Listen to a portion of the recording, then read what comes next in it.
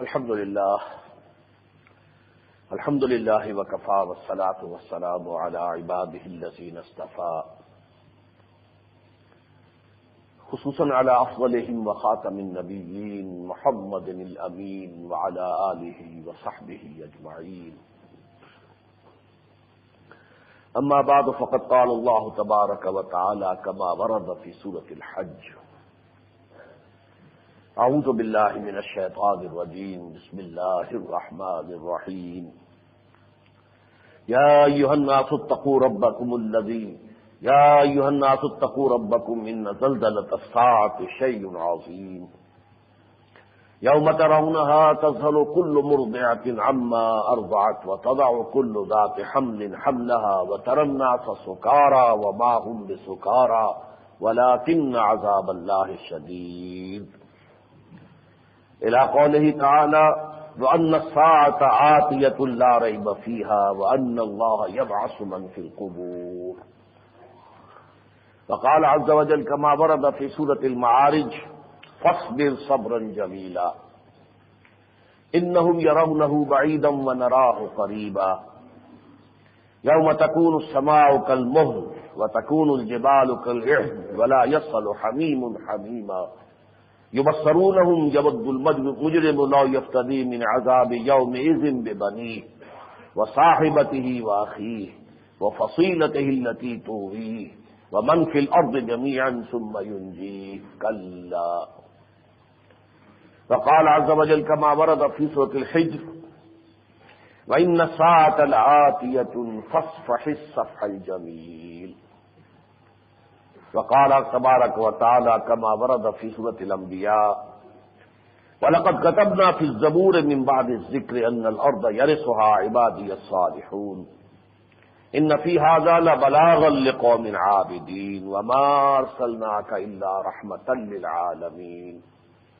وقال جل وعلا كما ورد في نفس السورة: حتى إذا فتحت يأجوج وماجوج وهم من كل حدب ينسلون.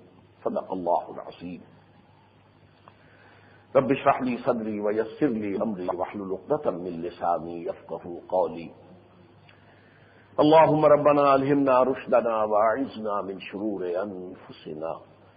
اللهم أرنا الحق حقا وارزقنا اتباعه وأرنا الباطل باطلا وارزقنا اجتنابه.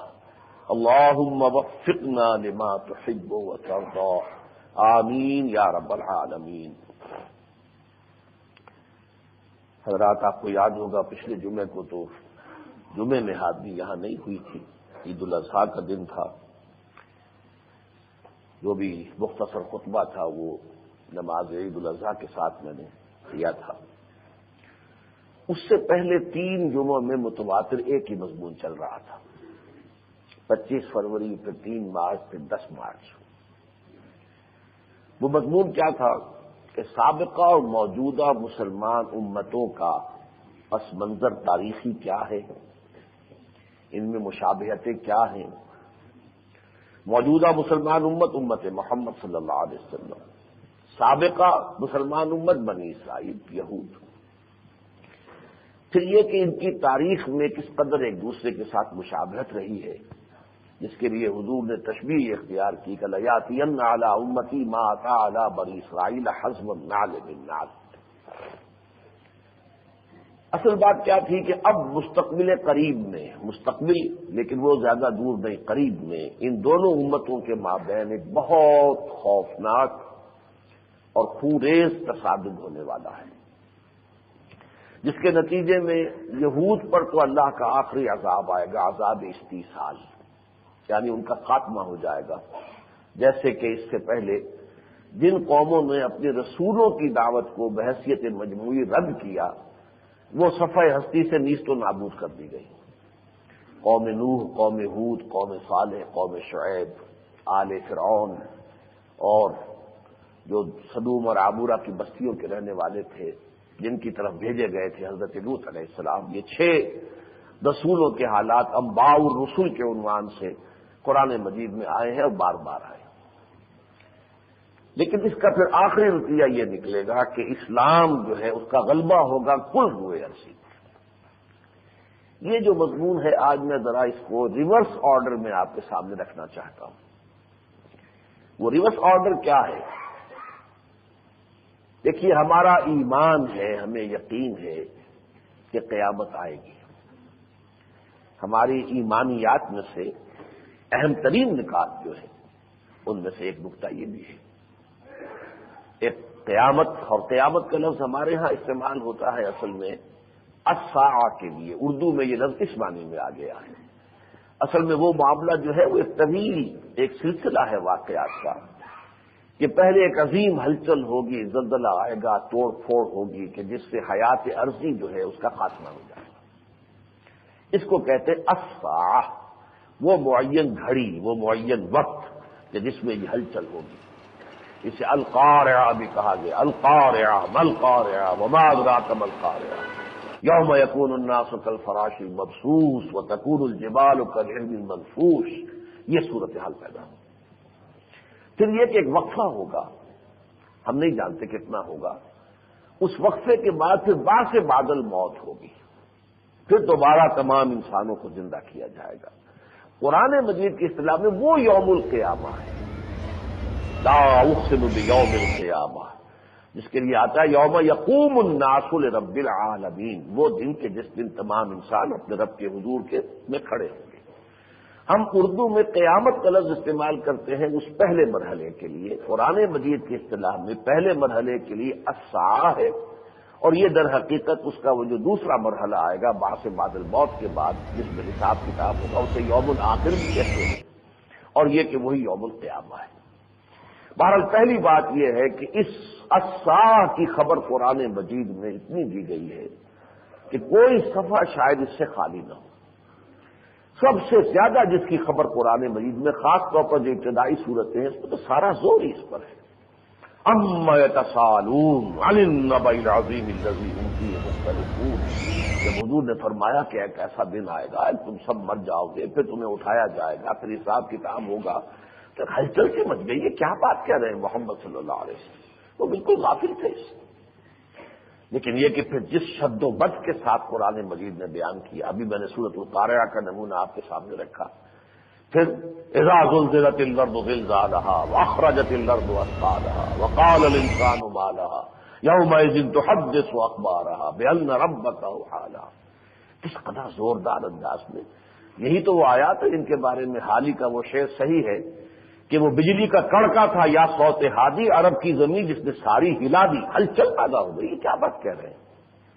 اذا السماء انشقت واذنت لربها وحقت وإذا الأرض مدت وألقت ما فيها وتخلت واذنت لربها وحقت يا أيها الإنسان إنك كادح إلى ربك كدحا فملاقيه إذا السماء انفطرت وإذا الكواكب انتصرت وإذا البحار فجرت وإذا القبور بعثرت علمت نفس ما قدمت وأخرت، اور اس سے پہلے جو لمبی ہے إذا الشمس كورت وإذا النجوم انكدرت وَإِذَا الْجِبَالُ سُيِّرَتْ وَإِذَا الْعِشَارُ عُطِّلَتْ وَإِذَا الْوُحُوشُ حُشِرَتْ وَإِذَا الْبِحَارُ سُجِّرَتْ، یہ ساری جو ہے وہ بجلی کا کڑکا تھا یا صوت ہادی، عرب کی زمین جس نے ساری ہلا دی۔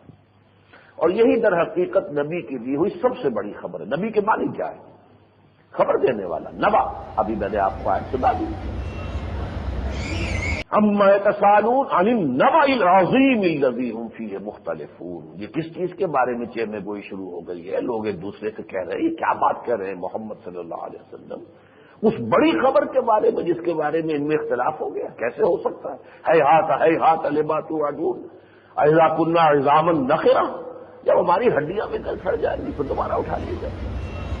لیکن یہ اچھی طرح جان لیجئے کہ یہ ہے وہ شے قرآن مجید کا ہر پڑھنے والا جانتا ہے کہ سب سے زیادہ قرآن میں جس چیز پر زور ہے وہ یہ ہے، تو یہ شدنی امر ہے، ہو کر رہے گا۔ اور اس کے بارے میں البتہ ایک دور ہمارے فزیکل سائنسز پر، فزکس کا خاص طور پر آیا ہے کہ جس میں اس کی ایک نفی سی ہو رہی تھی۔ یہ جو ایرا کہلاتا ہے فزکس میں نیوٹن ایرا، نیوٹونین فزکس، اس میں مادے کے بارے میں کہا گیا میٹر از انڈسٹرکٹیبل، میٹر ختم ہی نہیں ہو سکتا، تو کیسے قیامت آئے گی؟ شکل بدل سکتا ہے، کوئی ایک صورت دوسری صورت تیسری صورت شکل بدلے گا، لیکن یہ کہ یہ دنیا چلتی ہے۔ عام طور پر یہ مادہ پرستانہ ذہن نے قیامت کا انکار کیا کہ یہ تو چلنے والی شے ہے، چلی آ رہی ہے اور چلتی رہے گی، اس کا کوئی خاتمہ نہیں۔ لیکن اب یہ ہے کہ یہ جو آئنسٹائن ایرا کہلاتا ہے فزکس میں، جس کا آغاز ہوا اب سے تقریباً یوں سمجھیے کہ 60-70 سال پہلے، اگرچہ ابھی تک وہ چونکہ بہت اونچا جو ہے سائنس کا ایک بہت اسپیشلائز سبجیکٹ ہے، بہت کم لوگوں کو اس کا ابھی کوئی یعنی صحیح ان کے ذہن میں کوئی تصور موجود ہے، لیکن اس کے بعد اب ہمیں یہ کہا جا رہا ہے کہ واقعتاً اس کائنات کا ایک خاتمہ تو اب سمجھ میں آ رہا ہے، لیکن اس کے لیے تعبیریں کیا ہیں؟ سورج رفتہ رفتہ ٹھنڈا ہو رہا ہے، جب ٹھنڈا ہو جائے گا تو پھر جو کچھ ہوگا وہ آپ کو معلوم ہے کہ پھر یہ ساری حیات جو ہے ارضی تو در حقیقت سورج کی اس انرجی کا ہی ظہور ہے، ختم ہو جائے گی۔ یا جیسے یہ جو تھیوریز آف ایکسپینڈنگ یونیورس ہے کہ جیسے پھل جھڑی ہوتی ہے، یہ کائنات ایسے پھیل رہی ہے، ایک جس کو کہ تھنر جیسا ہوتا ہے، یہ چل رہی ہے، پھیلتی بھی جا رہی ہے، چکر بھی کھا رہی ہے، گیلیکسیز پیدا ہو رہی ہے، نئی سے نئی پیدا ہو رہی ہے۔ آپ پڑھ لیتے ہیں، خبروں آتی ہے، آپ ایک اور نئی ڈسکوری ہو گئی ہے، نئی گیلیکسی وجود میں آ گئی۔ لیکن یہ کہ یہ بھی کہا جاتا ہے ایک وقت میں آ کر یہ جو موشن ہے یہ ریورس ہو جائے گی، ایک جگہ آ کے کھڑی ہو کر اور پھر ریورس موشن کے اندر آ کر، اور جیسے کائنات ایک نقطے سے شروع ہوئی تھی پھر نقطے پر آ جائے گی۔ لیکن یہ کہ یہ جو چیزیں کہی جاتی ہیں یہ تو millions and billions of years کی بات کے حوالے سے ہے کائنات، اور میرے نزدیک شاید میں نے پہلے بھی کبھی آپ سے عرض کیا تھا کہ یہ ہے اس پوری کائنات کے بارے میں اس کے خاتمے کا تصور۔ ہمارا جو تصور قیامت ہے وہ پوری کائنات کے خاتمے کا نہیں ہے، وہ در حقیقت حیات دنیاوی، اس دنیا میں جو حیات ہے اس کا خاتمہ ہے، اور انسانوں کا محاسبہ ہے اور جنات کا محاسبہ ہے کہ یہ یہیں سے پیدا کیے گئے ہیں، اور یہ در حقیقت اس کائنات کے ایک حصے کے اندر قیامت آئے گی۔ اسی لیے یہ نہیں کہا گیا کہ آسمان ختم ہو جائے گا یا زمین ختم ہو جائے گی۔ یوم تبدل الارض غیر الارض والسماوات، ان کی حیتیں بدل جائیں گی۔ اذا دکت الارض دکا دکا وجاء ربک والملک صفا صفا وَإِذَا الْأَرْضُ مُدَّتْ، یہ زمین کھینچ دی جائے گی، زمین کو کوٹ کوٹ کر چپٹا کر دیا جائے گا، اور یہ جو اجرام سماویہ ہیں ان میں بھی ایک ہلچل ہوگی۔ ہمارا سولر سسٹم جو ہے وہ جمع الشمس والقمر، یہ سورج اور چاند یکجا ہو جائیں گے، بلکہ زیادہ صحیح ہے کہ چاند جو ہے وہ سورج میں دھس جائے گا۔ تو یہ صورت در حقیقت کائنات کے اس حصے میں ہوگی جس میں کہ ہم آباد ہیں، جس کا کہ یہ ایک چھوٹا سا جو ہے سمجھیے کہ یہ زمین، یہ فضا کی رقاصہ، یہ بھی تو رقص کر رہی ہے نا، زمین جو ہے خود بھی اپنے محور کے گرد جو ہے وہ ناچ رہی ہے اور پھر چل بھی رہی ہے سورج کے گرد۔ تو یہ زمین یہ فضا کی رقاصہ آدم نو کے انتظار میں ہے۔ ابھی یہ زمین جو ہے انتظار کر رہی ہے۔ احمد نظیر قاسمی صاحب نے شعر بہت میں سمجھتا ہوں شاید 40-50 سال پہلے کہا تھا، آدم نو، انسان، ایک نیا انسان آئے گا اور وہ اس زمین کو آباد کرے گا۔ پہلی بات تو میں نے آپ سے عرض کی کہ یہ ہے وہ شے جس پر ہمارا ایمان ہے، جس پر ہمارا یقین ہے۔ لیکن یہ کہ یہ جو قیامت اس دنیا کی آنی ہے، اس کے حوالے سے قرآن مجید جو ہے زلزلۃ الساعہ اس کے بارے میں متنبع کر رہا۔ میں نے جو آیات آپ کو سنائی، سورہ حج کی ابتدائی آیت جو ہے وہ بہت ہی چونکا دینے والی، یا ایھا الناس اتقوا ربکم، اے لوگوں اپنے رب کا تقوی اختیار کرو، ڈرو اس سے اور اس کی بندگی اور اطاعت اختیار کرو۔ ان زلزلۃ الساعۃ شیء عظیم، وہ جو قیامت کا زلزلہ آئے گا وہ بہت بڑی شے ہوگی، بہت بڑی آفت ہوگی۔ یوم ترونھا، جب تم اسے دیکھو گے، تذہل کل مرضعۃ عما ارضعت، تو ہر دودھ پلانے والی اپنے اس بچے کو بھول جائے گی۔ یعنی سب سے زیادہ جو تعلق ہوتا ہے وہ ایک دودھ پلانے والی ماں اور اس کے بچے یا بچے کے درمیان ہے۔ اس سے زیادہ جو ہے انسانی جو علائق ہیں اور تعلقات ہیں اور محبتیں ہیں، اس سے زیادہ گاڑھا کوئی تعلق نہیں، لیکن بھول جائے گی، اس طریقے سے نفسی سوار ہو جائے گی۔ وَتَضَعُ كُلُّ ذَاتِ حَمْلٍ حَمْلَهَا، اور وہ جو صدمے کی کیفیت اس وقت ہوگی اور شوق جس کو ہم کہتے ہیں، اس سے ہر حمل والی کا ہر حمل گر جائے گا۔ وَتَرَى النَّاسَ سُکَارَىٰ، تم دیکھو گے کہ لوگ جو ہیں وہ ایسے ہیں کہ جیسے نشے میں ہیں، یعنی ان کے اوسان خطا ہوں گے، تو جیسے کہ ایک آدمی جو ہے بھوترا ہوا جسے آپ کہتے ہیں کہ جس کے اوسان خطا ہو گئے ہوں، اس طرح کی کیفیت ہوگی۔ وَتَرَى النَّاسَ سُکَارَىٰ وَمَا هُم بِسُکَارَىٰ، حالانکہ وہ کوئی نشے میں نہیں ہوں گے، وَلَٰكِنَّ عَذَابَ اللَّهِ شَدِيدٌ، یہاں یہ نوٹ کیجئے، اس کو عذاب سے تعبیر کیا گیا ہے. کیوں، یہ میں بعد میں آپ کو بتاؤں گا کہ یہ جو سختی ہے قیامت کی، اس کو بھی قرآن مجید اس ساخت کی جو سختیاں ہیں یہ در حقیقت اس کو بھی عذاب سے تعبیر کیا جا رہا ہے. وَلَٰكِنَّ عَذَابَ اللَّهِ شَدِيدٌ. اسی طرح اسی سورہ حج میں آگے چل کے فرمایا، اسی پہلے رکوع میں وَأَنَّ السَّاعَةَ آتِيَةٌ لَا رَيْبَ فِيهَا. دیکھو یہ قیامت کی، اب میں پھر قیامت وہ اردو کا قیامت استعمال کرو، یہ ساعت، یہ گھڑی آ کر رہے گی اور اس میں کسی شک و شبہ کی گنجائش نہیں. اور اس کے بعد وَأَنَّ اللَّهَ يَبْعَثُ مَن فِي الْقُبُورِ. اور پھر وہ وقت بھی آئے گا کہ اللہ تعالیٰ اٹھا کر کھڑا کر دے گا سب کو جو قبروں میں ہوں گے، قبروں میں دفن کیے گئے ہوں یا جلا کر ان کی راکھ جو ہے وہ بھی کہاں گئی، زمین میں گئی نا. دریا میں آپ نے بہا دی، وہ بھی کہیں سیٹل ہو جائے گی، کسی جگہ جا کر زمین ہی کا حصہ بنے گی. لہذا جو بھی انسان ہے، چاہے کسی شیر نے کھایا ہے تو شیر بھی مرے گا، پھر اس کا جو ڈھانچہ ہے وہ بھی تو زمین ہی کا حصہ بن جائے گا. تو بالآخر تو ساری حیات دنیاوی جو ہے وہ گویا کہ حیات انسانی وہ ساری کی ساری اسی زمین کے اندر جو ہے شامل ہو جائے گی. منہا خلقناکم وفیہا نعیدکم ومنہا نخرجکم تارۃ اخری.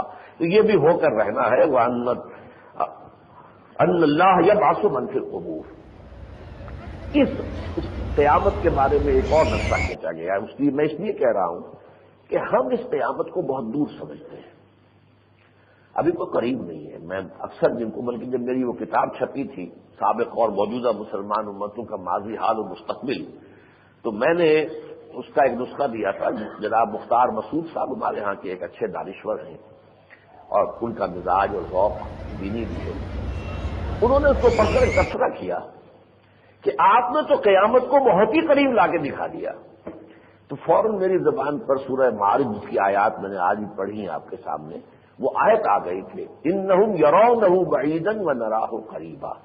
ان لوگوں کو یہ قیامت دور نظر آ رہی ہے، ہمارے وہ سامنے موجود ہے. اللہ تعالیٰ کی تو نگاہوں میں آنے واحد میں ہر شے ہے، نراہ قریبا، ہمیں وہ قریب نظر آ رہی ہے. تو واقعہ یہ ہے کہ اگر آپ احادیث کے حوالے سے جو علامات قیامت آئی ہیں ان کے حوالے سے اگر دیکھیں تو واقعتاً قیامت دور نہیں ہے. اب تو ایسا محسوس ہوتا ہے کہ وہ اسٹیج بالکل سیٹ ہو رہی ہے اور اس کے نتیجے میں وہ قیامت کو زیادہ دور کی بات نہیں ہے. چنانچہ میں وہ آیات پہلے آپ کو سنا دوں.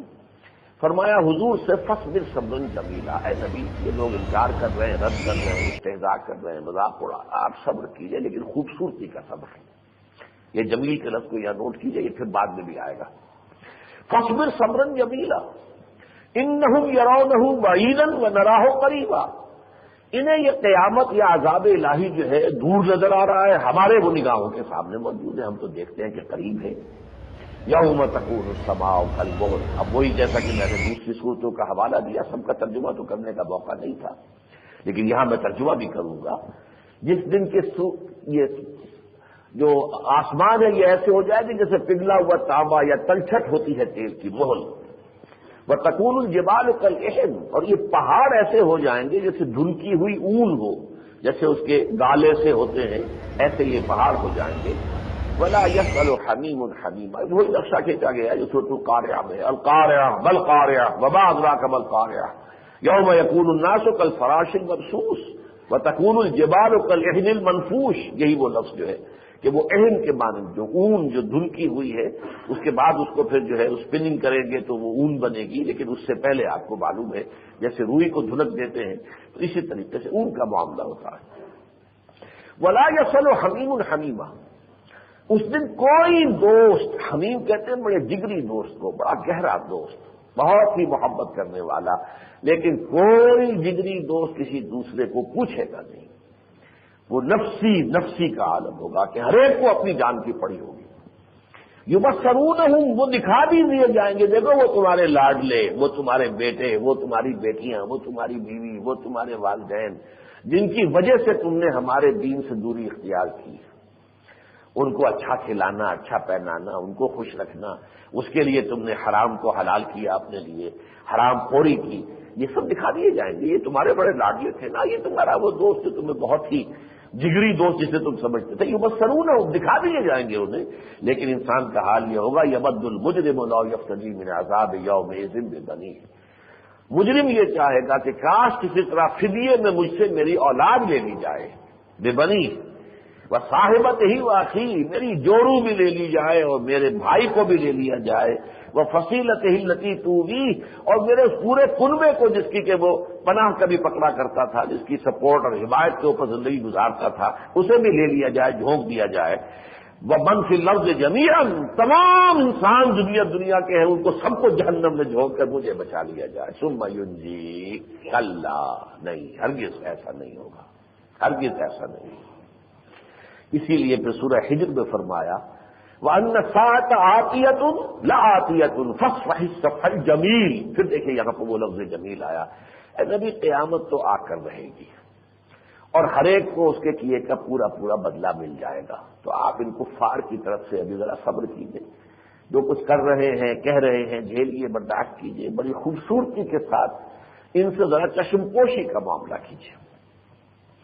یہ آیات جو ہیں اب اس سے اندازہ ہوتا ہے، میں آپ سے عرض کر دوں صاف، حضور نے فرمایا قیامت کی سب سے بڑی نشانی جو ہے وہ بعثت محمدی ہے صلی اللہ علیہ وسلم۔ حضور نے فرمایا انما بعثت انا وصاح کا ہاتین، آپ نے دونوں انگلیوں کو جوڑا، یہ شہادت مجھ سے شہادت و برابر کی، جوڑ کے دیکھو میں اس طرح مبعوث کیا گیا ہوں کہ میں اور قیامت جڑے ہوئے، اس لیے کہ آپ نے فرمایا انا آخر المرسلین وانتم آخر الامم، میں آخری رسول ہوں، تم آخری امت ہو۔ اب کوئی اور نبی نہیں بیچ میں، کوئی فصل نہیں ہے، کوئی نئی امت نہیں آئے گی، قیامت آئے گی اور قیامت قریب ہے۔ اس قیامت کے قرب کا معاملہ جو ہے اس میں میں اپنا ایک تاثر، ایک تو ایسے مضمون بھی مصری ایک عالم نے لکھا تھا، اس امت کی عمر کتنی ہے، عمر و امت المسلمہ، یہ مصری عالم کی ایک کتاب ہمیں ملی، ہم نے اس کا ترجمہ شائع کر کے میثاق میں بالاقساط شائع کیا ہے۔ بہرحال انہوں نے جو نتائج اخذ کیے وہ کچھ اور حوالوں سے ہیں، لیکن میرا بھی اپنا ایک نتیجہ اس سے بہت پہلے میں پہنچ چکا تھا، اور وہ یہ ہے کہ یہ 15ویں صدی ہجری یہ اسی کے اختتام پر قیامت آ جائے گی، یہ قیامت کی صدی ہے۔ اس لیے کہ حضرت سعد بن ابی وقاص سے رضی اللہ تعالیٰ عنہ یہ حدیث منقول ہے، میرے نزدیک یہ حدیث اس میں اہم ترین ہے۔ وہ فرماتے ہیں کہ حضور نے ارشاد فرمایا کہ میں نہیں سمجھتا کہ میری امت اپنے پروردگار کے نزدیک اتنی حقیر ہوگی کہ اسے نصف یوم کی بھی مہلت نہ دے۔ اب یہ تو ہے حضور کا فرمان۔ سعد بن ابی وقاص نے جب یہ بیان کیا، اور یہ مشکات شریف میں روایت موجود ہے، صحیح روایت ہے، تو لوگوں نے پوچھا ان سے کہ یہ نصف یوم سے کیا مراد ہے آپ کے خیال میں؟ تو انہوں نے فرمایا 500 سال، یعنی اللہ تعالیٰ کا ایک دن قرآن مجید میں 2 جگہ آیا ہے، سورہ حج میں بھی آیا ہے اور سورہ سجدہ میں بھی آیا ہے۔ اللہ کا ایک دن 1000 برس کے برابر ہے، جو تمہارے حساب سے 1000 برس ہوتے ہیں۔ اسی حوالے سے جب امت مسلمہ کی عمر 1000 برس ہو گئی تھی اور یہ Akbar Azam Mughal, the great Mughal emperor, اس کا دور تھا، تو یہ فتنہ اٹھا تھا کہ یہ دین جو ہے اسلام محمد کا دین، یہ تو 1000 سال کے لیے تھا، دین مکمل، دن پورا ہو گیا اللہ کا، یہ دین بھی ختم ہو گیا۔ جب اللہ کا دن ختم ہوا تو یہ دین بھی ختم ہو گیا محمد کا، لہذا ایک نئے دین کا دور ہے اب، اور وہ دین ہے اکبری ہے، وہ دین الہی ہے، جس میں رسالت کی در حقیقت جو ہے نفی کی گئی، باقی دین الہی بس سب ایک خدا کو مانو، بھگوان کہہ لو، پرماتما کہہ لو، خدا کہہ لو، جو چاہو کہہ لو، ایشور کہہ لو، وہ کہہ لو، بس یہ سارے مذاہب کو ایک یوں سمجھ کے ایک ہم دستے میں ڈال کے اور اس کو خوب کوٹ کر اور پھر اس کو چھان پھٹک کر ایک صفوف بنا لیا گیا جس میں سارے مذہب کی اقتدا ہوتا ہے۔ یہ دین اکبری تھا، دین الہی۔ تو حضور نے فرمایا کہ نہیں، آدھے دن کی مہلت اور ہوگی۔ اس حساب سے اللہ کا آدھا دن 500 برس۔ یہ حضرت سعد بن وقاص سے جب پوچھا گیا کہ آدھے دن سے کیا مراد، فرمایا 500 برس۔ تو 1500 سال اس امت کی عمر ہے، جس میں کہ اب 15ویں صدی شروع ہو چکی ہے، سن 20 میں ہم بیٹھے ہوئے ہیں، سن 20 جو ہے وہ اب ختم ہو رہی ہے، سن 21 اب آنے والا ہے، محرم میں اب کو دور تو نہیں رہا، آغاز ہونے والا ہے سن 21 کا۔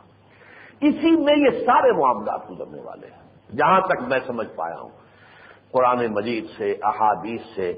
لیکن یہ کہ اس کے ضمن میں یہ بھی میں عرض کر دوں کہ پھر اس سے پہلے کیا ہونا ہے، یہ تو قیامت کی بات ہوئی، ایک مسئلہ ضمنی سمجھیے کہ میرے نزدیک 15ویں صدی ہجری میں وہ قیامت آ جائے گی، اور اس سے پہلے سارے وہ حالات و واقعات پیش آ جائیں گے جن کی خبریں دی ہیں محمد الرسول اللہ صلی اللہ علیہ وسلم۔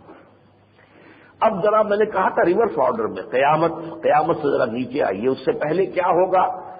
اس سے پہلے ہونا ہے کہ کل روئے ارضی پر اللہ کے دین اسلام کا غلبہ ہوگا. اس کی واضح خبر جو ہے وہ قرآن مجید میں بھی میں نے آیت آپ کو سنائی ہے. سورہ انبیاء میں فرمایا گیا وَلَقَدْ كَتَبْنَا فِي الزَّبُورِ مِن بَعْدِ الذِّكْرِ أَنَّ الْأَرْضَ يَرِثُهَا عِبَادِيَ الصَّالِحُونَ. ہم نے زبور میں یہ لکھ دیا تھا. زبور وہ کتاب تھی، آسمانی کتابوں میں سے ایک زبور بھی ہے جو حضرت داؤد علیہ السلام کو دی گئی.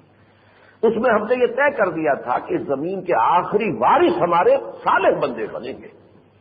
گویا کہ پوری زمین جو ہے ایک وقت آئے گا کہ صالحین جو ہے اللہ پر ایمان رکھنے والے، اللہ کی اطاعت کرنے والے، اطاعت گزار بندے جو وہ اس کے وارث ہو جائیں گے. ان فی ھذا لبلاغا لقوم عابدین. اور اس میں اصل میں تبلیغ ہے، ابلاغ ہے، بات کو پہنچا دینا ہے کہ لوگ سمجھ لیں کہ یہ ہو کر رہے گا. وہ لوگ کہ جو واقعتاً عبادت گزار ہیں، اللہ کی بندگی کا دم بھرنے والے ہیں. اور اس کے ساتھ ہی وہ آیت آ گئی کہ جس میں اصل میں اس کا ثبوت ہے کہ پوری دنیا پر حضور کا لایا ہوا دین غالب ہوگا. وما ارسلناک الا رحمۃ للعالمین. اے محمد، ہم نے آپ کو تمام جہان والوں کے لیے بھیجا ہے، ہم نے کوئی آپ کو عربوں کے لیے تو نہیں بھیجا. یہ ضرور ہے کہ ابتدائی آپ کے مخاطب جو ہیں وہ عرب ہیں. هو الذی بعث فی الامیین رسولا منہم یتلو علیہم آیاتہ ویزکیہم ویعلمہم الکتاب والحکمہ وإن كانوا من قبل لفی ضلال مبین وآخرین منہم لما یلحقوا بہم. گویا کہ یہ امت جو ہے یہ دو حصوں پر مشتمل ہے. ایک امیین جن میں سے خود حضور بھی تھے، انہی میں سے تھے عرب بنی اسماعیل، اور ایک آخرین جو آئیں گے، ابھی شامل ہوں گے، ابھی شامل نہیں ہوئے، ہوتے رہیں گے. اس لیے کہ آپ عربوں کے بعد پھر ایرانی ایمان لے آئے، شامی ایمان لے آئے، مصری آ گئے، اور پھر اس کے بعد ترک آ گئے، ہندی آ گئے، سندھی آ گئے، سوڈانی آ گئے. پوری دنیا جو ہے یہ دائرے کھینچتے چلے گئے. یہ آخرین ہے تو انہی میں سے اسی امت کا حصہ ہے. لیکن یہ ہے کہ یہ ابھی تک شامل نہیں ہوئے تھے. ابتدائی جو بعثت تھی حضور کی بنیادی، وہ بعثت تھی بنی اسماعیل کے لیے، امیین کے لیے. تو چونکہ یہ چیز قرآن مجید میں اس آیت میں بھی آئی، اور ویسے یہ ہے کہ احادیث نبویہ میں اس کی بڑی واضح صراحت موجود ہے. قرآن مجید میں دوسرے اعتبار سے صغرا کبرا موجود ہے. یہ میں نے کئی دفعہ عرض کیا ہے. صغرا کبرا کہتے ہیں کہ آپ منطق میں دو چیزوں کو جمع کر کے تیسرا نتیجہ نکالتے ہیں. استحضار المعرفتین لحصول المعرفت الاخرى، یہ ہے منطق.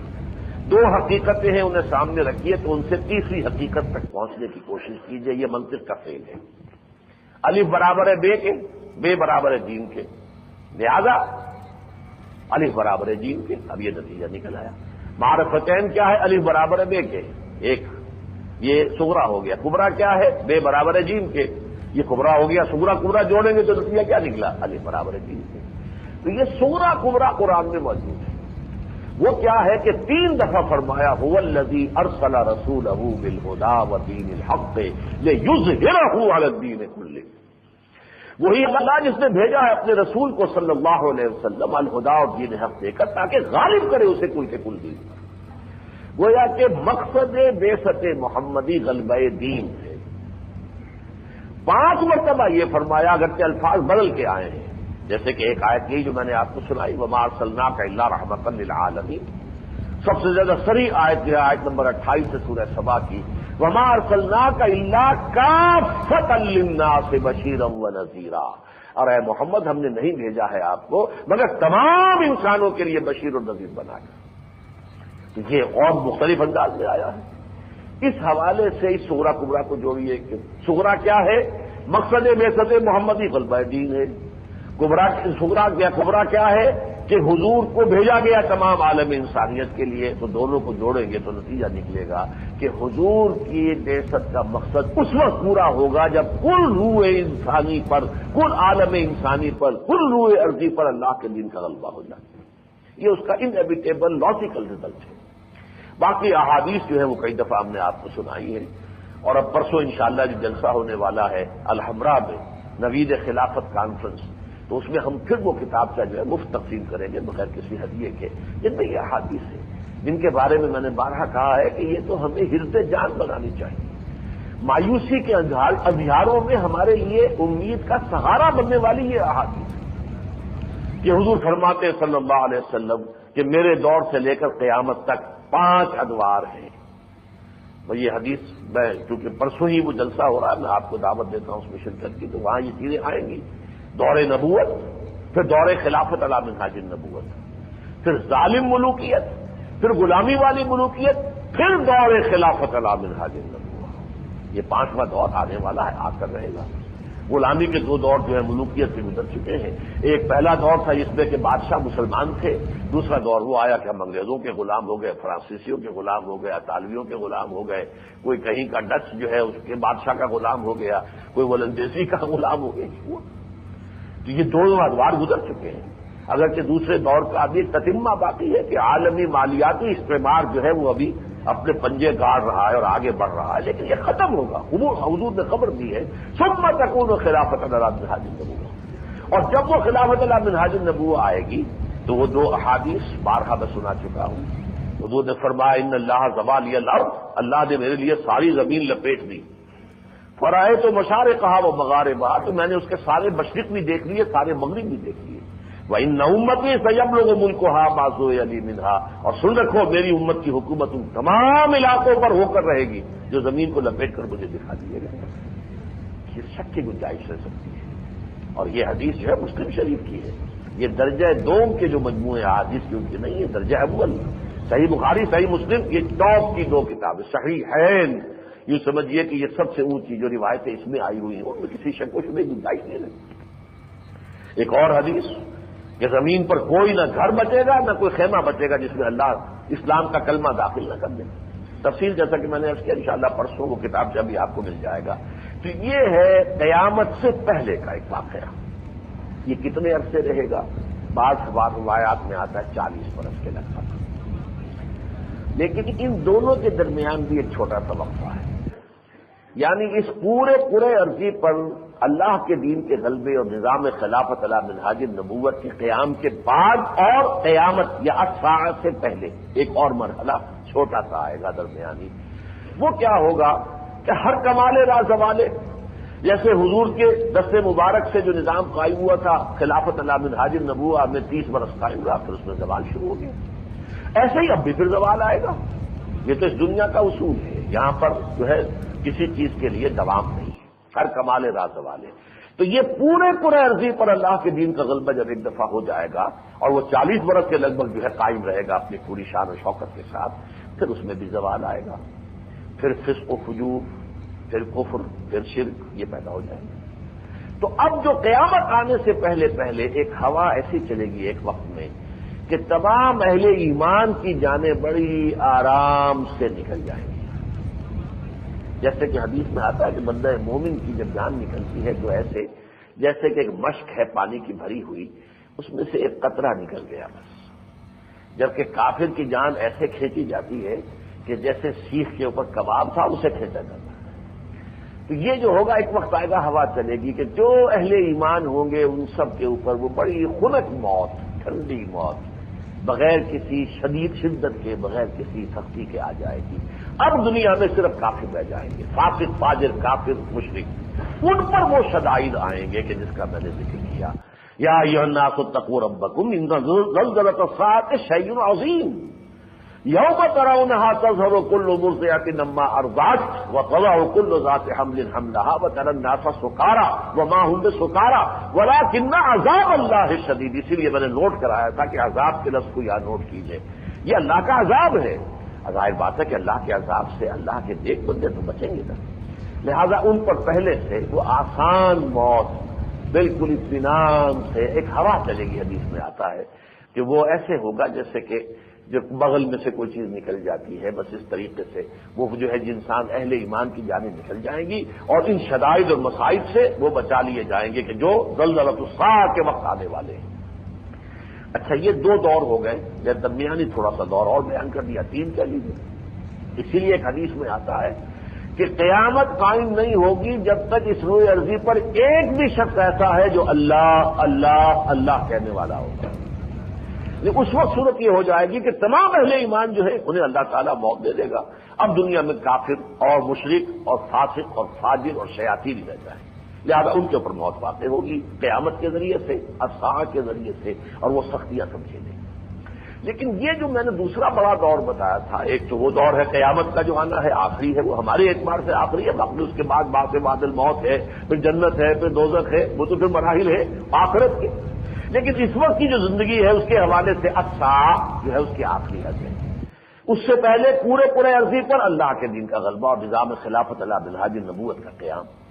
اس سے پہلے جو دور ہے یہ ٹرمائل کا دور ہے، یہ سختیوں کا دور ہے، یہ تکالیف کا دور ہے، یہ دور ہے جس کے اوپر آپ کو حدیث کی کتابوں میں ابواب ملیں گے۔ باب و اشراط الساعہ، علامات القیامہ، کتاب الفتن، یہ ساری چیزیں، کتاب الملاحم، یہ عنوان ہے۔ بدقسمتی یہ ہوئی ہے کہ احادیث کی طرف سے ہمارے اس دور میں آ کر عدم التفات کی ایک عام فضا پیدا ہو گئی۔ ویسے تو دین ہی کی طرف توجہ کم ہے، لیکن پھر بھی قرآن کے بارے میں یہ ہے کہ برے سے برا انسان بھی، برے سے برا مسلمان بھی قرآن کے اوپر اس کا ایمان ہے کہ بھائی اس میں جو کچھ ہے وہ اللہ کا کلام ہے، سمجھے نہ سمجھے، پڑھے نہ پڑھے، عمل کرے نہ کرے، لیکن قرآن پر اس کا ایمان ہے۔ حدیث کے بارے میں نہایت یوں سمجھیے کہ شکوک و شبہات۔ ایک تو یہ کہ جو مستشرقین نے اس سلسلے میں کام کیا تھا اس کے اثرات ہیں جو پھیلے، اورینٹلسٹ جن کو آپ کہتے ہیں، یعنی عیسائی وہ لوگ جنہوں نے اسلام کا مطالعہ کیا اور پھر جو ہے اپنے شکوک و شبہات جو ہے ان کو کتابوں کی شکل میں لکھا۔ پھر ہمارے ہاں منکرین حدیث کا ایک بڑا فتنہ اٹھا ہے، اور یہ آج کا نہیں، یہ تقریباً 100 سال پرانا فتنہ ہے، کیونکہ اس کا نقطۂ آغاز تو اصل میں خود سر سید احمد خان مرحوم ہے۔ پھر یہ کہ بڑی بڑی شخصیت ہے اس کے اندر، آپ کے چکڑالہ ایک شہر ہے میاں والی میں یا کیمل پور ضلع میں، وہاں سے مولوی عبداللہ چکڑالوی بہت بڑے عالم دین تھے، وہ منکر حدیث ہوئے اس علاقے کے اندر سب سے بڑا جو منکر حدیث پیدا ہوا وہ تھا۔ اسی گاؤں کے تھے پھر مولانا اعلیٰ یار چکڑالوی، جن کے یہ جو الاخوان تنظیم ہے، اکرم آوان صاحب ان کے خلفاء میں سے ہیں۔ لیکن یہ کہ عبداللہ چکڑالوی بہت پہلے کی شے تھا۔ اسلم جراج پوری یو پی میں ایک شخص پیدا ہوا، پھر پنجاب کے اندر جو ہے غلام احمد قادیانی تو خیر ہوا ہی ہوا، اس نے ایک اور اعتبار سے احادیث کو بدنام کیا۔ لیکن یہ کہ فتنہ انکار حدیث کو غلام احمد پرویز نے بہت بری طریقے سے پھیلایا۔ اچھا لکھنے کا فن اسے آتا تھا، انشا پرداز تھا، تقریر اچھی کرتا تھا اور بڑا ڈرامٹائز کر سکتا تھا اپنے خطاب کو، اور اس سے یہ ہے واقعتاً جو سننے والے اس کے ہوتے تھے وہ متاثر ہوتے تھے۔ تحریر کا فن بھی آتا ہے، لچھے دار قسم کی تحریر اس نے تو اور پھر یہ کہ حکومت میں اسے ایک عہدہ حاصل تھا، deputy secretary government of Pakistan. پہلے تو وہ دہلی میں تھا، اس وقت تو وہاں تو سیکشن آفیسر ہوگا جو بھی ہوگا، اس وقت تک اس کی جو یہ خباثت ہے اتنی نمایاں بھی نہیں ہوئی تھی۔ لیکن یہ کہ پھر پاکستان آنے کے بعد جو ہے اس نے جو کچھ کام شروع کیا وہ انکار حدیث کا فتنہ بہت زبردست پڑے تھا۔ قادیانیوں نے یہ کیا ہے کہ کچھ حدیثوں کا مصداق اپنے آپ کو بنا کر تو عام لوگ جو ہے حدیث ہی سے پھر متنفر ہو گئے۔ ان حدیثوں کی وجہ سے یہ ہے نا کہ مہدی لکھا ہوا تو مہدی، اس نے کہا میں مہدی ہوں۔ حدیثوں میں لکھا ہوا نا کہ عیسیٰ آئے گا تو اس نے کہا میں عیسیٰ ہوں۔ تو گویا کہ اس کا ایک ریورس جو ہوا وہ یہ ہوا کہ لوگوں نے کہا یہ حدیثیں در حقیقت ٹھیک نہیں ہے، جس کی وجہ سے یہ سارے فتنے پیدا ہوتے ہیں۔ لہذا حدیثوں کی طرف سے میں نے یہ چند اسباب آپ کے سامنے بیان کیے ہیں۔ عام طور پر جو ہے وہ کوئی لوگوں کا التفات نہیں، لیکن میں یہاں تھوڑی سی بات عرض کرنا چاہتا ہوں کہ ہمارے محدثین نے بڑی محنتیں کی ہیں، پوری دنیا مانتی ہے کہ جمع حدیث، پھر جرح و تعدیل، چھان پھٹک، یہ سارا کام جو ہے تاریخ انسانی میں اس کی مثال نہیں ہے۔ 1 لاکھ سے زیادہ انسانوں کے حالات زندگی کی تحقیق، اس کو اسماء الرجال، پوری انسانی تاریخ میں اس کا پیرلل موجود نہیں ہے کہ یہ دیکھنے کے لیے کون راوی ہے، کیا اس کا کردار تھا، اس کا قابل اعتماد ہے۔ اسماء الرجال پر کتابیں، ضخیم کتابیں، اور پھر جرح و تعدیل کے اصول بنائے گئے۔ تو انہی میں انہوں نے وضع حدیث یعنی جھوٹی حدیثیں گھڑنے کے کچھ اسباب ہوتے ہیں وہ بھی معین کیے۔ حدیثیں گھڑی گئی، اس میں کوئی شک نہیں۔ مثلا ایک حدیثیں اس طریقے سے بھی گھڑی گئی کہ بہت سے واعظ کہنے والے تھے، اب وہ یہ سوچتے تھے کہ میں اگر یہ کہوں گا کہ یہ کام اچھا ہے یا یہ کام برا ہے تو میرا قول ہوگا، میں کیوں نہ حضور کی حدیث گھڑ کے کہہ دوں کہ حضور نے کہا کہ یہ کام اچھا ہے اور حضور نے کہا یہ کام برا ہے۔ تو نیت اچھی تھی ان کی، لوگوں کو برائی سے روکنے کے لیے اور بھلائی کی ترغیب دینے کے لیے، ترغیب و ترہیب، ترغیب کے لیے اور ترہیب کے لیے حدیثیں گھڑ لی واعظوں نے، لیکن ایک نیتی سے گھڑی۔ لیکن اس کا ایک منفی پہلو یہ تھا کہ جب اختلافات پیدا ہوئے، آپ کو معلوم ہے کہ جو ایک سب سے بڑا فتنہ الفتنۃ الکبریٰ پیدا ہوا، آج تک وہ اس فتنے کے جو ہیں انڈے بچے موجود ہیں۔ یہ شیعہ سنی جھگڑا ہے کیا؟ وہی تو فتنہ ہے کہ ایک طرف جو ہے وہ شیعان عثمان ہو گئے، ایک طرف شیعان علی ہو گئے۔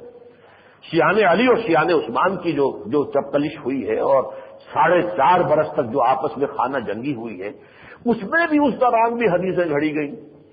یعنی جو بھی ادھر تھے حضرت علی کے ساتھی، ان کے لیے ان کی مدح میں، ان کی ثنا میں، ان کی تعریف میں ان کے لیے حدیثیں گھڑی گئی، یا جو ادھر تھے ان کے لیے ان کی مدح و ثنا میں ادھر سے ادھر والوں نے ان کے خلاف کی حدیثیں گھڑ لی اور انہوں نے ان کے خلاف حدیثیں گھڑ لی. تو یہ مختلف اسباب ہیں کہ جن کو گنا گیا ہے محدثین نے کہ اس بنا پر اگر آپ دیکھیں کہ کہیں کسی عمل کا چھوٹا عمل ہے لیکن بہت بڑا اجر بیان کیا جا رہا ہے تو شک ہو جائے گا کہ یہ کوئی گھڑی ہوئی حدیث ہے، کسی واعظ نے بنائی ہوگی. یا کسی چھوٹی سی بات پر بہت بڑی سزا کا ذکر ہو رہا ہے تو یہ بھی اندازہ ہوتا ہے کہ یہ بھی کوئی حدیث جو ہے کسی واعظ نے گھڑی ہوگی لوگوں کو اس برائی سے روکنے کے لیے. اسی طرح جو غلو ہے، ادھر کے لوگوں کے لیے غلو یا ادھر کے لوگوں کے لیے غلو، یا ادھر کے لوگوں کی مذمت یا ادھر کے لوگوں کی مذمت، تو اس سے معلوم ہوتا ہے کہ یہ بھی ایک شک کیا جا سکتا ہے کہ یہ حدیثیں گھڑی گئی. لیکن ان حدیث میں گھڑنے کا کوئی سوال ہی نہیں. یہ جو ملاحم آخری دور کی خبریں دی جا رہی ہیں، یہ جو اشراط الساعہ ہے، یہ علامات القیامہ ہے، یہ تمام چیزیں جو ہیں، کتاب الملاحم ہے، کتاب الفتن ہے، ان میں کون سا سبب ہو سکتا ہے کہ کوئی حدیث گھڑی جائے. لہذا یہ حدیثیں جو ہیں یہ تو واقعتاً اس قابل ہے کہ ان پر توجہ کی جائے، ان کو سمجھا جائے، انہیں پڑھا جائے. اللہ کا شکر ہے کہ میں نے ان کا پوری طریقے سے اطمینان کے ساتھ، اعتماد کے ساتھ مطالعہ کیا ہے. اس کی بنیاد پر کہہ رہا ہوں کہ جو بھی اس میں حالات و واقعات بیان ہوئے ہیں ان چیزوں کے اندر، وہ اب بالکل سامنے روز و روشن کی طرح ہیں. جیسے کہ لفظ آتا ہے حدیث کے اندر کا فلق صبح، یعنی حضور پر جو وحی کا آغاز ہوا ہے تو ام المومنین حضرت عائشہ صدیقہ رضی اللہ تعالی عنہ بیان فرماتی ہیں کہ اول ما بدأ به النبی صلی اللہ علیہ وسلم، پہلی چیز جس کا آغاز ہوا وہ رؤیا صالحہ ہوتے تھے کہ آپ خواب میں چیز دیکھتے تھے کہ واقعہ ہوا ہے اور وہ چند دن کے بعد وہ واقعہ جوں کا توں دنیا میں ظہور پذیر ہو جاتا تھا، اور ایسے ہو جاتا تھا کفلق صبح، جیسے کہ سورج طلوع، جیسا کہ صبح جو ہے طلوع ہوتی ہے. اس طریقے سے وہ واقعہ جو ہے وہ عالم واقعہ کے اندر پیش آ جاتا تھا. اب اس کا مطلب یہ ہے کہ یہ اس عالم بشریت سے اوپر اٹھ کر عالم ملکیت، فرشتوں کے عالم کے ساتھ کوئی ربط قائم ہو چکا ہے کہ وہاں جو فیصلے ابھی ایگزیکیوٹ ہونے کے لیے دیے گئے ہیں فرشتوں کو کہ 3 دن کے بعد یہ واقعہ ہونا ہے، فرشتوں کو تو آرڈر ہے نا، اس آرڈر کی وہ خبر جو ہے محمد رسول اللہ کو پہنچ گئی. تو یہ کفلق صبح میں کہہ رہا ہوں، وہی لفظ چونکہ میری زبان پر آ رہے تھے تو میں نے یہ حدیث بھی آپ کو سنا دی کہ حضور پر وحی کا آغاز اس طور سے، ابھی اس کو وحی نہیں کہتے، یعنی یہ تمہید تھی وحی کی کہ حضور کی یہ کیفیت ہو گئی کہ آپ جو چیز خواب میں دیکھتے تھے وہ کفلق صبح وہ واقعہ جو ہے ظہور پذیر ہو جاتا تھا. اسی طرح جن چیزوں کی خبریں دی گئی ہیں کفلق صبح مجھے نظر آ رہی ہیں، میرے تو بالکل سامنے ہے کہ وہ واقعات جو ہیں ہونے والے ہیں. اب جیسے کہ میں نے عرض کیا اور مجھے چونکہ تائید ملتی ہے، متفق گردید رائے بو علی بارائے بند، حالانکہ بعض علامہ اقبال کے کچھ ایسی عبارات بھی ہیں، خاص طور پر خطبات جو ہیں ان کی جو فلسفیانہ کتاب ہے ریکنسٹرکشن ریلیجیس تھاٹ اینڈ اسلام، اس میں کچھ احادیث کی بھی استخفاف انہوں نے بھی کچھ کیا ہے. ان کی طرف جو ہے ایک طرح سے ایک نفی کا انداز اختیار کیا گیا مہدی کے بارے میں یا حضرت عیسیٰ کے نزول کے بارے میں. لیکن یہ کہ میں دیکھتا ہوں کہ اپنے شعر کے میدان میں جب وہ آ رہے ہیں تو وہ دور جس کی خبر دی ہے محمد رسول اللہ نے، وہ تو ایسے معلوم ہوتا ہے جیسے اقبال خود اپنی نگاہوں سے دیکھ رہے تھے، ویژنری تھے. آسماں ہوگا سحر کے نور سے آئینہ پوش اور ظلمت رات کی سیما پا ہو جائے گی، پھر دلوں کو یاد آ جائے گا پیغام سجود، پھر زمین خاک حرم سے آشنا ہو جائے گی. محو حیرت ہو کہ دنیا کیا سے کیا ہو جائے گی، آنکھ جو کچھ دیکھتی ہے لب پہ آ سکتا نہیں، میں بھی حیرت ہوں کہ دنیا کیا سے کیا ہو جائے گی، اور شب گریزاں ہوگی آخر جلوہ خورشید سے، یہ چمن معمور ہوگا نغمہ توحید سے، پورے پورے عرضی کے اوپر اللہ کی حکومت، اللہ کا غلبہ، اور وہ جو کنگڈم آف ہیون آن ارتھ یہ قائم ہوگی. یہ عقیدہ اگرچہ عیسائیوں کا بھی ہے لیکن ان کا وہ عجیب کوئی ایک ذرا فلسافیکل اور کوئی اسپرچل قسم کی کنگڈم ان کا وہ نقشہ پیش کرتے ہیں. لیکن ہمارے ہاں تو صاف احادیث کے اندر ہے کہ واقعتاً وہی خلافت علی منہاج النبوہ جو حضور نے قائم کی اور 30 برس آپ کے بعد قائم رہی، دوبارہ دنیا میں آئے گی اور پوری دنیا میں آئے گی اور 40 برس قائم رہے گی. اس کی خبر دی ہے حضور صلی اللہ علیہ وسلم اس حوالے سے. لیکن اس سے پہلے جو میں نے کہا یہ ٹرموائل کا دور ہے. اس ٹرموائل میں بڑی بڑی جنگیں بھی ہونی ہیں، بڑے بڑے فتنے آنے ہیں. ان میں بہت بڑی جنگ ہوگی ملحمۃ العظمیٰ. لیکن یہ ہے کہ اس سے پہلے اللہ تعالیٰ کا ایک فضل ہوگا، کرم ہوگا. عرب میں اللہ تعالیٰ ایک شخصیت کو کھڑا کرے گا. میرے نزدیک وہ 15ویں صدی کے مجدد ہوں گے. یہ گنتے آئیے نا، پہلی صدی سے مجددین شروع ہوئے نا. حضور نے فرمایا ان اللہ یبعث فی هذه الامة علی راس کل 100 عام من یجدد لها دینها. سنن ابی داؤد کی یہ روایت ہے. اللہ تعالیٰ میری اس امت میں، یہ خاص ہے اللہ تعالیٰ کی طرف سے اس امت پر جو احسانات ہوں گے جس کی خبر دی حضور نے. پہلا یہ کہ قرآن کا متن محفوظ رہے گا، اس میں کہیں کوئی گڑبڑ نہیں ہو سکتی. دوسرا یہ کہ ہر صدی میں اللہ مجدد اٹھاتا رہے گا جو دین کو تازہ کر دے گا. جو بھی آس پاس سے آ کر کوئی پردے پڑ گئے، کوئی اس کے اوپر جو ہے اس کے چہرے کے اوپر جو ہے بدنما داغ آ گئے، ان کو دھو کر اصل دین کی شکل دکھا دے گا. نمبر 3 یہ کہ میری امت میں ہمیشہ ایک گروہ ضرور حق پر قائم رہے گا اور میری پوری امت کبھی گمراہی پر جمع نہیں ہوگی. جیسے حضرت عیسیٰ کی امت پوری کی پوری امت گمراہی پر جمع ہو چکی ہے، اس لیے کہ حضرت عیسیٰ کے بارے میں یہ عقیدہ کہ وہ خدا کے بیٹے ہیں یہ ہر عیسائی کے دل میں ہے، تو پوری امت گمراہ ہو گئی. ہمارے یہاں بھی کسی کے دل میں یہ خیال آیا ہو اور کسی نے کہا ہو، اتر پڑا وہ مدینے میں مصطفیٰ ہو کر، وہی جو مستغی عرش تھا خدا ہو کر، یہ باتیں ہیں کوئی اکی دکی کسی نے کہہ دی ہیں، لیکن امت جو ہے جمع نہیں ہو سکی ایسے کسی گمراہ کو نقیدے پر. تو جہاں تک یہ ایک تو منفی خبر ہے یہ کہ میری امت کبھی گمراہی پر جمع نہیں ہوئی، لن تجتمع امتی علی الضلالہ. لیکن ایک خبر مثبت ہے کہ ایک گروہ تو ہمیشہ حق پر قائم رہے گا ہی. تو یہ جو خبریں دی ہیں محمد رسول اللہ صلی اللہ علیہ وسلم نے، اس کے حوالے سے میرے نزدیک اب وہ عمر بن عبدالعزیز سے معاملہ شروع ہوتا ہے، پھر حضرت امام ابو حنیفہ ہیں، امام شافعی ہیں، امام مالک ہیں، امام احمد ابن حنبل ہے، شیخ عبد القادر جیلانی ہے، امام غزالی ہے، امام ابن تیمیہ ہے. پھر یہ کہ ہندوستان میں شفٹ ہو گیا معاملہ تو مجدد الفسانی ہے دوسرے 1000 سال کے، کیونکہ وہ اکبر کے دین الہی کا جو 1000 سال کے بعد وہ نیا فتنہ اٹھا تھا اس کی چونکہ نفی کرنی تھی، اس لیے وہ مجدد الفسانی کہلاتے ہیں. پھر شاہ ولی اللہ دہلوی ہے 12ویں صدی کے، سید احمد بریلوی ہے 13ویں صدی کے، شیخ الہند مولانا محمود حسن ہے 14ویں صدی کے. 15ویں صدی اب شروع ہو چکی ہے اور 15ویں صدی کے اندر جو اب مجدد اٹھیں گے وہ حضرت مہدی ہوں گے.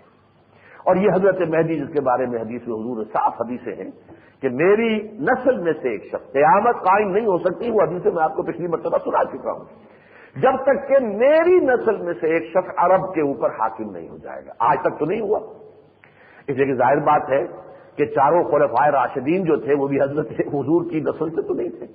پھر یہ کہ بنو امیہ نسل سے نہیں تھے، بنو عباس نسل سے نہیں تھے، پھر ترک نسل سے نہیں تھے.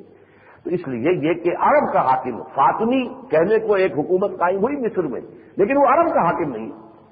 لیکن حضور نے فرمایا میری نسل کا ایک فرد جس کا نام بھی میرے نام جیسا ہوگا، جس کے والد کا نام بھی میرے والد کے نام جیسا ہوگا، نام اس کا محمد ابن عبداللہ ہوگا اور حضرت حسن کی اولاد سے ہوگا، وہ کھڑا ہوگا اور وہ ایک حکومت قائم کرے گا جو خالص اسلامی ہو. اس وقت کی حکومت جو ہے وہ تو اسلامی نہیں ہے، یہ تو ملوکیت ہے، بدترین جو ہے پولیس اسٹیٹ ہے، جبر ہے اس میں. پھر انہوں نے جو بھی غداری کی ہوئی ہے دین کے ساتھ کہ لا کر امریکن افواج کو جو ہے جزیرہ نما عرب کے اندر جو ہے اتنا بڑا بیس دے دیا ہے. شیطان کا قرن جیسے کہ آیا تھا کہ نجد سے شیطان کا قرن جو ہے وہ ابھرے گا، شیطان کا سینگ، وہ شیطان کا سینگ اس وقت جو ہے وہ امریکن بیسز کی شکل میں آ کر نجد کے اندر مقیم ہے.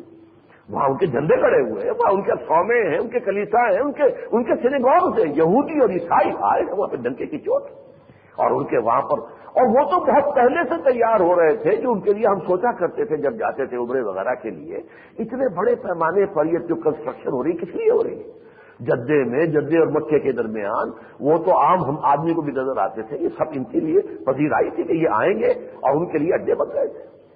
یہ سارا کام جو ہے لیکن یہ دور ختم ہوگا.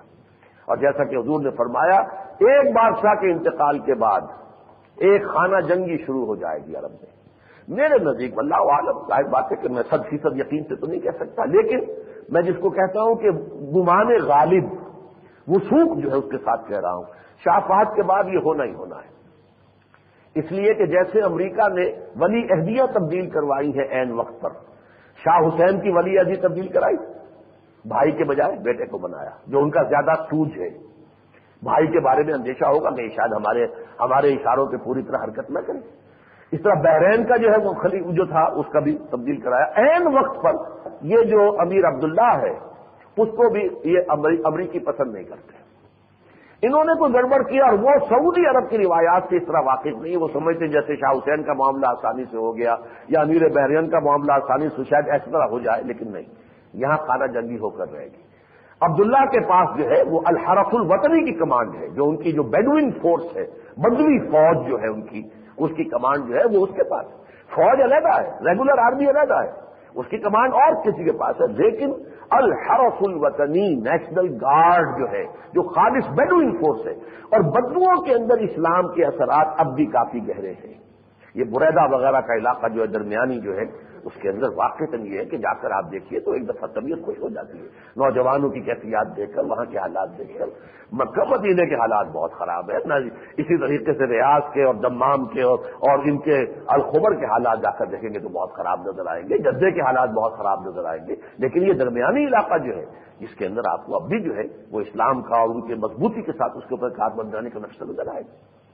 وہاں تو یہ ہوتا ہے کہ اگر کوئی ڈاکٹر سنا ہے پاکستانی وہاں پر بریدہ میں رکھا گیا، جو اپوائنٹ کیا گیا، اس کو نماز نہیں پڑھتا تھا مسجد میں آ کر، اس کو وہاں سے فوراً ٹرانسفر کر دیا۔ جو شخص مسجد میں نماز نہیں پڑھتا ہم اسے یہاں برداشت کرنے کو تیار نہیں، یہ بات کیا بھی ممکن ہے کہ ویسے ہی سروس سے نکال دیا گیا۔ وہاں تو پورا کا پورا نظام جو ہے وہ اس کے مطابق ہے۔ تو یہ اگر خانہ جنگی ہوگی تو لوگ دیکھ رہے ہوں گے، کسی شخص کی طرف نگاہیں اٹھ رہی ہوں گی کہ اس کرائسس میں یہ شخص جو ہے ہمارا قوم کی آگے آ کر رہنمائی کرے، اور وہ اس سے بچے گا، ذمہ داری سنبھالنے کی بجائے بھاگے گا، چھپ جائے گا مکے میں جا کر، مدینے کے اندر ہوگا وہ کوئی سادات کے خاندان کا فرد، اور وہ جا کر جو ہے وہ چھپ جائے گا، پھر وہاں سے لوگ تلاش کریں گے، پھر ان سے بیعت ہوگی۔ تو پہلا کام یہ ہونا مہدی کا، اور نمبر 2 یہ کہ پھر جو الملحمۃ العظمی آنا ہے۔ میں اس کا ترجمہ اب تک کرتا رہا ہوں تاریخ انسانی کی عظیم ترین جنگ، لیکن حال ہی میں مجھ پر ایک اور چیز کا انکشاف ہوا ہے کہ چونکہ ان احادیث میں زیادہ تر جو ہے وہ عربوں کا معاملہ جو ہے، کیونکہ اس امت کا اصل نیوکلیس تو عرب ہے، تو گویا کہ پورے عربوں کی تاریخ میں عظیم ترین ہلاکت کا جو معاملہ ہوگا وہ الملحمۃ العظمی میں ہوگا، اور اس کی تیاریاں ہو رہی ہیں۔ نیٹو اس کے لیے کمر کس رہی ہے، اور یہ جو بھی ہو رہا ہے اسرائیل کے اندر، اب ظاہر بات ہے کہ انہیں اپنا جو ہے وہ 3rd ٹیمپل بنانا ہے۔ 2nd ٹیمپل کی صرف ایک دیوار ہے، اس دیوار کو جا کر وہ سر پھوڑتے ہیں، کوئی گریا کرتے ہیں، اب تو اس کا قبضہ ہے وہاں کو، انہیں بنانا ہی بنانا ہے، گرانا ہے۔ ڈوم آف دی راک کو بھی گرانا ہے، قبۃ الصخرہ جو ہے جہاں سے کہ حضور کا جو ہے وہ شروع ہوا تھا سفر معراج، آسمانی حصہ جو ہے اس کا، اور وہ مسجد اقصیٰ کو گرائیں گے، اپنا بنائیں، اس پر جو پھر ہوگا جو بھی مسلمان نوجوانوں کے اندر ہے، دین کی حمیت ہے، لیکن کیا کریں گے، یہی حکمران پہلے ان کو ختم کریں گے، اور پھر ظاہر بات ہے کہ قوت جو ہے پوری دنیا کی ان پر آئے گی، تو ان کے اوپر تو یہ وقت آنے والا ہے اور بہت سخت آنے والا ہے۔ لیکن پھر یہ ہے کہ اللہ تعالیٰ حضرت مہدی کی قیادت میں مسلمانوں کو پھر جو ہے وہ ان کے اندر دوبارہ ریزسٹنس پیدا ہوگی، ہمت ہوگی، وہ جنگ کریں گے، اور پھر آخری اسٹیج پر جب یہودیوں کے ساتھ آخری مقابلہ ہوگا تو جو یہودیوں کے لیے رسول بنا کر بھیجے گئے تھے عیسیٰ ابن مریم، اور جو زندہ اٹھا لیے گئے تھے، وہ واپس آئیں گے۔ آپ اگر نوٹ کرتے ہوں جو حضرات بھی، تو نیوز ویک میں اس مرتبہ جو ہے ایک بڑا مفصل مضمون آیا حضرت عیسیٰ کے بارے میں، چونکہ پوپ صاحب آج کل جو ہیں وہ اس سرزمین کا دورہ کر رہے ہیں، وہ جارڈن بھی گئے ہیں، تو وہ تمام علاقے جہاں حضرت مسیح چلتے پھرتے تھے، تو اس بڑھاپے میں ان پوپ صاحب کی ایک آرزو تھی کہ میں انہی علاقوں میں بھی جاؤں، چلوں پھروں، دیکھوں۔ تو وہ یہ کہ حضرت مسیح کے بارے میں عیسائیوں کا عقیدہ کیا ہے، حضرت مسیح کے بارے میں یہود کی رائے کیا ہے، حضرت مسیح کے بارے میں مسلمانوں کی رائے کیا ہے، اور میرے علم میں یہ اضافہ ہوا ہے کہ ہندو بھی اون کرتے ہیں حضرت مسیح کو، اور بدھسٹ بھی جو ہے کسی درجے میں اون کرتے ہیں حضرت مسیح کو۔ یہ میرے علم میں پہلے نہیں تھا، لیکن اس مضمون میں اس کے اندر اس کی بھی بات کی گئی ہے کہ وہ بھی اپنے ہاں ان کو انکارپوریٹ کر لیتے ہیں۔ تو بہرحال حضرت مسیح کا پھر نزول ہوگا، اور پھر جو جنگ ہوگی اس کے نتیجے میں یہودیت کا بالکل خاتمہ، استیصال، اور حضرت مسیح پھر اعلان کریں گے نہ مجھے صلیب دی گئی تو صلیب توڑ دیں گے، صلیب کا تمہارا عقیدہ ہی غلط ہے، مجھے تو اللہ زندہ آسمان کو اٹھا کے لے کر گیا تھا، یہ تمہاری ساری عیسائیت جو صلیب کے اوپر کھڑی ہوئی ہے، صلیب ٹوٹے گی عیسائیت ختم ہو جائے گی۔ وَيَقْتُلُ الْخِنزِيرَ، خنزیر کو قتل کر دیں گے، اس لیے کہ سب سے بڑی جو خباثت کی ہے عیسائیت میں کہ جو شریعت کے اندر ہمیشہ سے سور کا گوشت کھانا حرام ہے، یہ اسرائیلی شریعت کے اندر بھی حرام ہے، وہ بھی نہیں کھاتے، بالکل نہیں کھاتے، ان کے ہاں بھی ذبیحے کا اصول ہے۔ چنانچہ پہلے جو پاکستان سے ہندوستان سے مسلمان جاتے تھے، اب ان کو وہاں کوئی گوشت نہیں ملتا تھا، یا تو عیسائیوں کا گوشت ہے، وہ تو ذبیحہ نہیں ہوتا تھا، جٹکا ہوتا تھا، لیکن یہ کہ وہ ذبیحے کا گوشت اور وہ یہودیوں کا کیا ہوا، یہی مشورہ دیا تھا کہ وہ آپ کھا سکتے ہیں، کوشر بجائی سے حلال ہے، اس لیے کہ وہ ذبح بھی کرتے ہیں اور وہ توحید کے اوپر بہرحال قائم ہے، ایک خدا کے سوا کسی کو وہ نہیں مانتے، بت پرستی ان کے یہاں بالکل نہیں آ سکی۔ اور عیسائیوں پر ان کا سب سے بڑا اعتراض یہی ہے کہ انہوں نے حضرت مسیح کے جو مجسمے بنائے اور بت پرستی شروع کر دی، تو اس طریقے سے وہ سور ان کے ہاں بھی حرام ہے، قریب تک نہیں، ان کو تو جو وہ کوشر میلز اگر آپ ہوائی جہاز میں لیں گے تو اس میں سرٹیفکیٹ اوپر لکھا ہوا ہوتا ہے کہ اس میں جو سلور آپ کو دیا جا رہا ہے، یعنی جو وہ چمچا اور جو کانٹا اور یہ بھی پہلی مرتبہ آپ استعمال کر رہے ہوں گے، انٹچڈ ہے آج تک، یعنی ایسا نہیں ہے کہ کبھی سور کے گوشت کو چھوا بھی ہو اس نے، اگر وہ پہلے سے استعمال شدہ ہو برتن وہ چیز، اور وہ کہیں پہلے سے ہو سکتا ہے کہ سور کے گوشت کو کھایا ہو اسی کانٹے سے اور اسی چھری سے کاٹ کر، تو یہ سرٹیفکیٹ لکھا ہوتا ہے کہ اس کو کسی نے ہاتھ نہیں لگایا۔ تو یہ ہے کیفیت یہود کی۔ تو اس حوالے سے میں آپ سے عرض کر رہا تھا کہ یہ یہود جب یہ ختم ہو جائے گا یقتلون الخنزیر، اور پھر یہ کہ ایک ایک یہودی قتل کیا جائے گا، اور جو کھڑا ہو جائے گا المسیح الدجال بن کر، اسے حضرت مسیح اصل مسیح علیہ الصلوۃ والسلام قتل کریں گے، اور کریں گے مقام لد پر۔ حدیث میں الفاظ آتے ہیں وہ بھاگنے کی کوشش کر رہا ہوگا۔ اب دیکھیے اس وقت تو ظاہر بات ہے کہ کوئی ہوائی اڈا بنے گا، اور وہ لڈا جو ہے لد، وہاں پر ان کا سب سے بڑا ایئر بیس ہے، اور وہاں سے وہ کہیں فلائی کرنے کی کوشش کر رہا ہوگا کہ حضرت مسیح جو اسے پکڑیں گے اور قتل کریں گے۔ تو یہ سارے واقعات جو ہے ہونے والے ہیں، لیکن اس سے پہلے عربوں پر بہت بڑی سختی آنی ہے۔ اس کی وجہ کیا ہے؟ عرب اس امت کا بیشتر اور بہتر حصہ تھے، لیکن انہوں نے بھی اپنے پورے عالم عرب میں وہ جو یہ مغربی استعمار سے آزادی حاصل کرنے کے بعد کہیں اسلام کو قائم نہیں کیا، تو سب سے بڑے مجرم وہ ہیں۔ تو حضور کی اس حدیث کی روح سے جو میں آپ کو کئی دفعہ سنا چکا، لَيَأْتِيَنَّ عَلَىٰ أُمَّتِي مَا أَتَىٰ عَلَىٰ بَنِي إِسْرَائِيلَ حَزْوَ النَّعْلِ بِالنَّعْلِ۔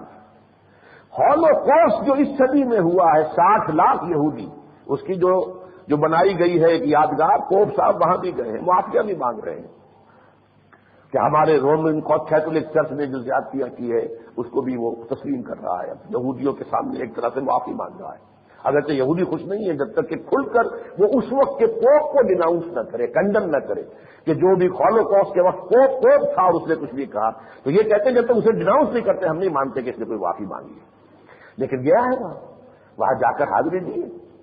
اس حوالے سے یہ نوٹ کر لیجئے کہ یہ واقعات ہیں کہ جو آنے والے ہیں اس ہولوکوسٹ کا ایک عکس، جیسے کہ ایک جوتی دوسری جوتی سے مشابہ ہوتی ہے، یہ عالم عرب کے مسلمانوں پر آنا ہے۔ لیکن اب میں آخری بات کہہ رہا ہوں اس مسئلے میں جو ایک اہم رول ہے جو اس سے پہلے بہت مرتبہ میں بیان کر چکا، حضرت مہدی کے لیے بھی جب وہ عرب کے اندر اپنی حکومت قائم کرنے کی کوشش کر رہے ہوں گے، مدد کے لیے فوجیں مشرق سے آئیں گی، حضرت مسیح کی مدد کے لیے خراسان سے فوجیں چلیں گی۔ تو یہ جو خبر ہے انٹریم پیریڈ کی، یہ ہے اہم کہ ہم اپنے مقام و مرتبے کو پہچانیں۔ پاکستان اس لیے بنا، 400 سال کی مسائی جو ہے تجدیدی، وہ گویا کہ اس کے کندھے پر ہے، اس کی امانت ہمارے کندھوں پر ہے۔ حضرت مجدد الفسانی اور شاہ ولی اللہ اور سید احمد بریلوی اور شیخ الہند، ان سب کی جو بھی ہے، اور پھر جو عظیم شخصیتیں ہندوستان میں پیدا ہوئی 14ویں صدی کے دوران، وہ چاہے علامہ اقبال ہیں، چاہے مولانا مودودی تھے، اور چاہے مولانا الیاس صاحب تھے، ان کے پیرلل، ان کی ہم وزن کوئی شخصیت پورے عالم اسلام میں آپ نہیں بتا سکتے۔ تو یہ سارا کام ہے، لیکن پاکستان کا مسئلہ جو ہے ایک ابھی ہینگنگ ان دی بیلنس ہے۔ 52 برس تو ہم نے گزار دیے، یہاں اسلام قائم نہیں ہوا۔ اب یہ میں نہیں کہہ سکتا کتنا وقت ہمارے پاس ہے، کتنی مہلت ہے، لیکن دو ہی راستے ہیں، یا تو ہم فوراً براہ راست توبہ کے جبش اختیار کر لیں، اور یا شاید اللہ تعالیٰ کی طرف سے کوئی شدید عذاب کا کوڑا ہم پر بھی پڑے، اس لیے کہ مجرم نمبر 2 پوری امت مسلمہ میں میرے نزدیک ہم مسلمانان پاکستان ہیں۔ نمبر 1 عرب ہیں، ان کی زبان میں یہ قرآن موجود ہے اور انہیں فضیلت دی گئی تھی، تو جن کے رتبے ہیں سوا، ان کی سوا مشکل ہے ان کے لیے یقیناً۔ لیکن یہ کہ نمبر 2 مجرم ہم ہیں، جنہوں نے ملک بنایا اسلام کے نام پر، لاکھوں انسان جو ہے قتل ہوئے اسلام کے نام کے اوپر ملک بنانے میں، ہزاروں عورتوں کی نسبتیں لوٹی ہیں اسلام کے نام پر ملک بنانے میں، اور اسلام نے نافذ نہیں کی۔ اس جرم کی پاداش میں ہو سکتا ہے کہ اللہ کے عذاب کا کوئی کوڑا سخت پڑے اور پھر شاید ہم ہوش میں آ جائے، اللہ جانے۔ لیکن 3 کام کرنے ہیں اگر ہمیں توبہ کی توفیق نصیب ہو جائے۔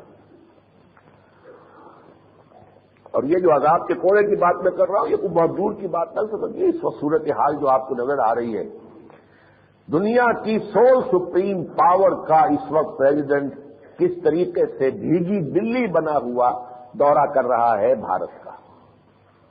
اگر آپ نے ٹی وی پر منظر دیکھا ہو اس کا، جو کہ وہ وہاں کی تقریر اس نے کی ہے اس کی لوک سبھا میں، پھر وہ ناچ رہا ہے وہ راجستھانی خواتین کے ساتھ، عورتوں کے ساتھ، اس کا حال جو ہے جس طرح جو ہے واجپائی قدم قدم پر گیا. نہیں، بالکل نہیں، ہرگز نہیں، ہم نہیں کریں گے، سیٹی بیٹی پر نہیں کریں گے، مذاکرات نہیں کریں گے. یہ ہر شے کے اندر ان کی نفی کر رہا ہے اور وہ ہے کہ بچھا جا رہا ہے.